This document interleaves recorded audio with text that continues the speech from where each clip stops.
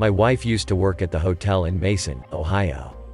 She worked third shift at the front desk for 5 years, and things would happen there constantly.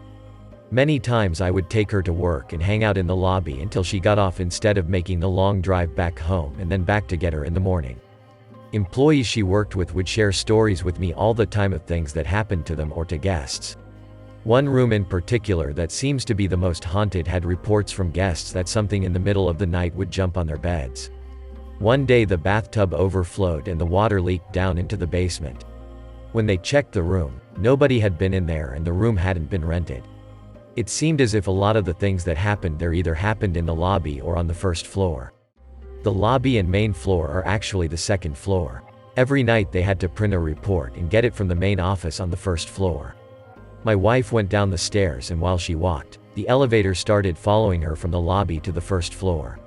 When she got down there, the doors to it opened and nobody was on it, nor was there anybody waiting for it. Another night she had got the report and was waiting at the doors for the elevator. Behind her she heard a man say, "You never asked my name." She spun around and nobody was there. She walked down the halls and found nobody with her anywhere. One night she got a call from the office, but nobody was supposed to be in there and it was locked at night. The night shift supervisor went down to check it out with security and found the door to still be locked and nobody in there. That happened quite a bit. One time he came back upstairs from checking, and as soon as he reached the top of the stairs, a phone that sat at the host station at one of the restaurants there rang, so he picked it up. The extension it called from was the office, and he heard nothing but dead air.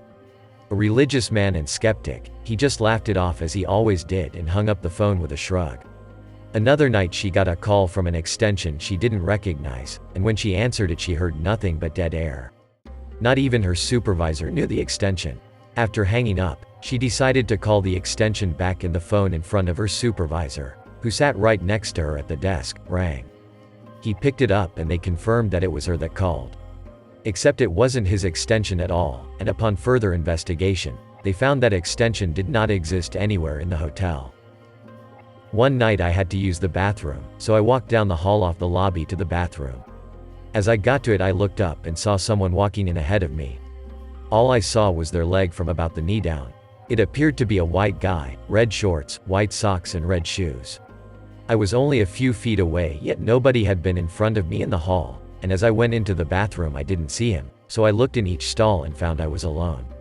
There was absolutely nowhere for him to go. Another night, sometime around Halloween, they had the lobby all decorated and there was a DJ booth.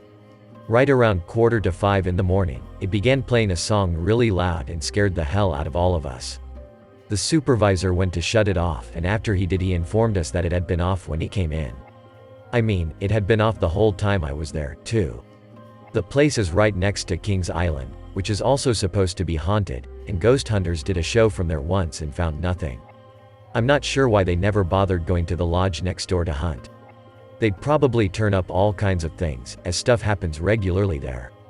Maybe the company doesn't want that kind of publicity. Guess I ruined that. Should you ever happen to go to do some hunting, things seem to happen mostly between 3 and 5 in the morning.